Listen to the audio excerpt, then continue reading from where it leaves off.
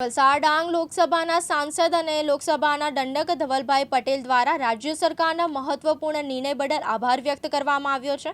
સાંસદશ્રીએ રાજ્યના મુખ્યમંત્રી ભૂપેન્દ્રભાઈ પટેલ, ગૃહ રાજ્યમંત્રી હર્ષભાઈ સંઘવી તથા નાણામંત્રી કનુભાઈ દેસાઈ પ્રત્યે કૃતજ્ઞતા વ્યક્ત કરી હતી।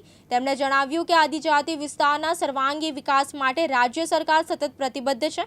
ખાસ કરીને પોસ્ટ મેટ્રિક શિષ્યવૃત્તિ યોજનામાં વાર્ષિક આવક મર્યાદા 2.50 લાખથી વધીને ₹6 લાખ કરવાનો નિર્ણય ઐતિહાસિક છે।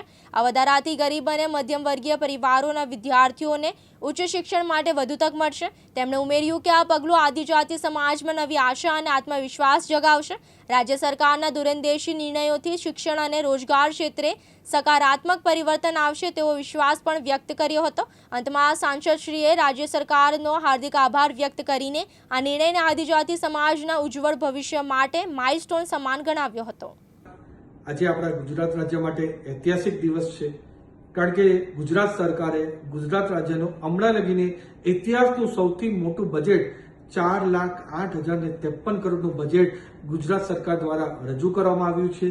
આ પૂરા ગુજરાતનું સર્વાંગી વિકાસ થાય, દરેક સમાજનો વિકાસ થાય, દરેક વિસ્તારનો વિકાસ થાય, એ રીતનું વેલ બેલેન્સ બજેટ જે રજૂ કર્યું છે એના માટે ખાસ કરીને ગુજરાત સરકારના આપણા મુખ્યમંત્રી ભૂપેન્દ્ર પટેલ સાહેબ, ઉપમુખ્યમંત્રી હર્ષભાઈ સંઘવી અને સાથે સાથે ગુજરાત રાજ્યના નાણામંત્રી કનુભાઈ દેસાઈનું દિલથી હું ધન્યવાદ કહેવા માંગુ છું કે આટલું સારું વેલ બેલેન્સ બજેટ આપણા ગુજરાતના સર્વાંગી વિકાસ માટે તમે રજૂ કર્યું છે।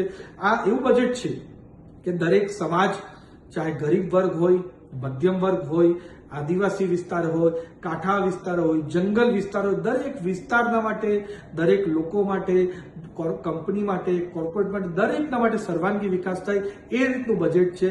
અને ખાસ કરીને મારા આદિવાસી સમાજના માટે વાત કરું તો આજે એટલે પણ ઐતિહાસિક દિવસ છે કારણ કે જે આપણા એસટી પોસ્ટ મેટ્રિક સ્કોલરશિપ યોજના છે, જેમાં આપણા દીકરાઓ માટે 2.5 લાખની લિમિટ હતી આવક મર્યાદામાં, એ વધારીને 6 લાખ કરવામાં આવી છે।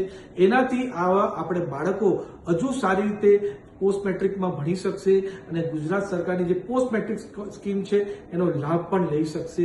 એની સાથે સાથે જે આપણે આદિવાસીના માટે નિવાસી શાળા છે જેમાં બાળક દીઠ 70,000 રૂપિયાની જોગવાઈ હતી એ વધારીને પણ 80,000 કરવામાં આવી છે।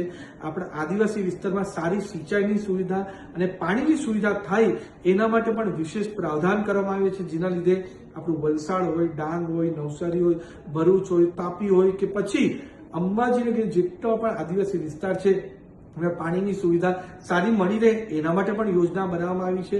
અને આદિવાસી વિસ્તારમાં નેટવર્કની પણ સારી સુવિધા થાય એના માટે ટાવરના માટે પણ સ્પેશિયલ ફંડનું એલોકેશન કરવામાં આવ્યું છે। અને આ જ રીતે આદિવાસી અને દરેક સમાજના માટે સર્વાંગી વિકાસ થાય એ રીતનું બજેટ આપણા ગુજરાત સરકારે રજૂ કર્યું છે।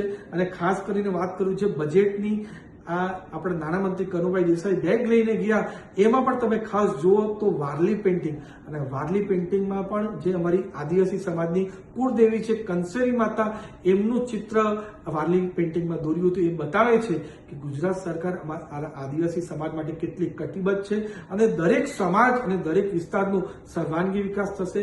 અને મોદી સાહેબ જે વિકસિત ભારતનું સંકલ્પ લઈને ચાલી રહ્યા છે એમાં આ બજેટ વિકસિત ગુજરાત બનાવવાનું, પાયા બનાવવાનું કામ કરશે। મુકેશ પટેલ, દિવ્યાંગ ન્યૂઝ, વલસાડ।